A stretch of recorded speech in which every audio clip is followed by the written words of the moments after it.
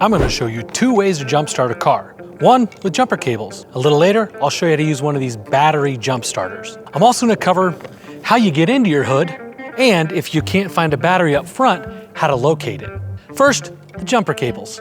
When you're jumping a car using a set of jumper cables, the first thing you need to do is make sure you have a second car. Today we're going to pretend this is the dead car. You want a car that's slightly larger or about the same size as the car you're trying to jump. How do you tell? You look for a label on the battery called cranking amps or cold cranking amps. That number should be higher on the battery you're using to jumpstart the dead battery. You should be able to just hook up the batteries and start it on its own, but sometimes it needs a little bit of a boost. So you might have to start the car that's good to help it just give a little bit of an extra boost. A good set of jumper cables are not crazy expensive, but you want to make sure they are a large gauge cable. What that means is the gauge needs to be a lower number. In this case, these are 4 gauge jumper cables. Also, make sure they're kind of flexible. I've used jumper cables in the past that were kind of stiff and just a pain in the butt to work with. Now, there's a specific order you want to hook these 2 cars up in. This particular set of jumper cables actually has labels on it. These jumper cables are linked in the description below. But this is the order in case yours don't have numbers. You want to start with the dead battery. So first we're going to hook up the red cable for the dead battery. I'm going to set the ground off the side for right now. Next we're going to hook up the red line to the good battery, and then the ground cable to the good battery. Future editing Jeremy here. I had my wife and my daughter preview the video, and I'm going to talk about ground, black, negative, kind of interchangeably, which can be a little confusing. So on a battery, you have the positive terminal, which is usually indicated by some red color, and then the negative terminal or ground that's usually signified by a black cable or connection. That negative terminal from the battery connects to a grounding plug on the frame of the car, basically.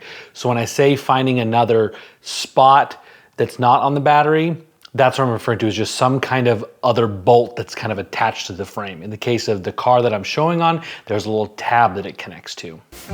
And then back over on the dead battery, we could hook it up to the battery itself, but sometimes that can cause damage to the battery. Our recommendation is if you can find another spot to ground it out, that would be better. So in this case, there's actually a terminal right here behind the battery. Once I've got them hooked up, now I'm gonna go start my good car.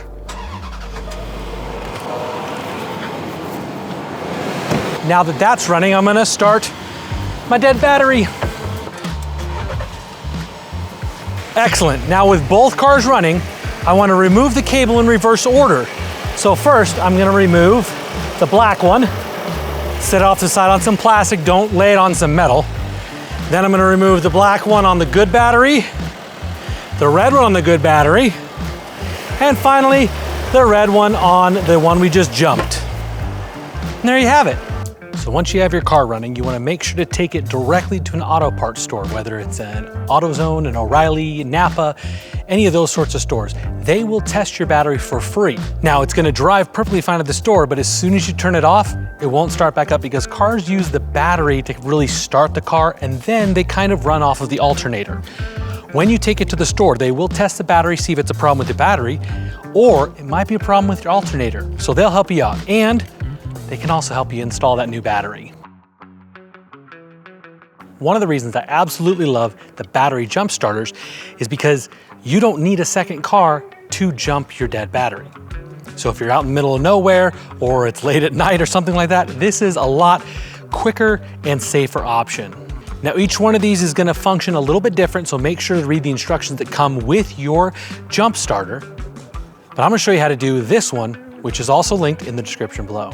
This is the AvaPow jump starter. How this one works is you're gonna turn on the power first, and you're gonna see the screen light up with how much battery is left on here.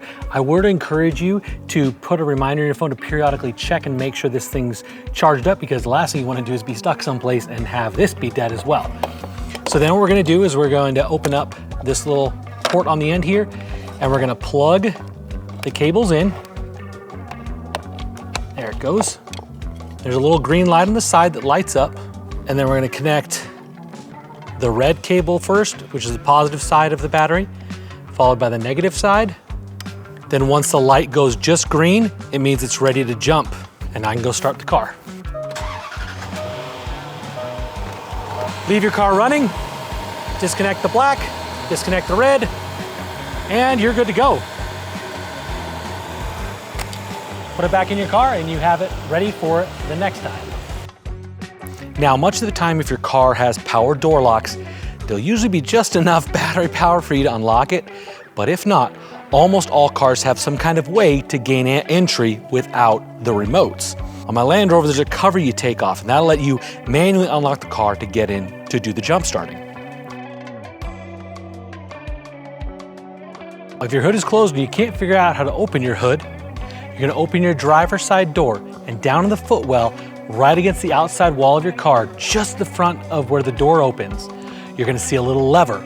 Sometimes it'll have a little logo that looks like the front of a car being opened, but just simply pull on that lever and it's gonna release a catch mechanism. Then you need to go to the hood, pull up slightly, you're gonna notice it catches. There's a little kind of safety clip that's in there, and it's normally around the center of the hood. You feel around in there and there'll be a little latch you can pull up, and that's gonna release that latch so you can open your hood. If you open your hood and you find there's no battery in there, a lot of cars have the battery in the back of the car, sometimes in a side panel or under the floor in the spare tire well area. Each car is going to be a little different, so you're just going to have to probably look around if you can't find it in this area.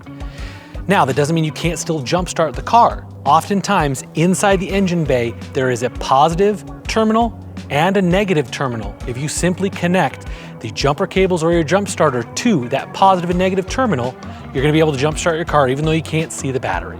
Well, I hope this video gives you the confidence to jump start your own car, or maybe be someone's hero in a parking lot near you.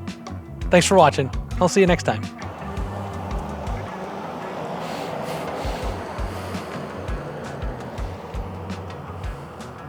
That was an LR3 that just drove by.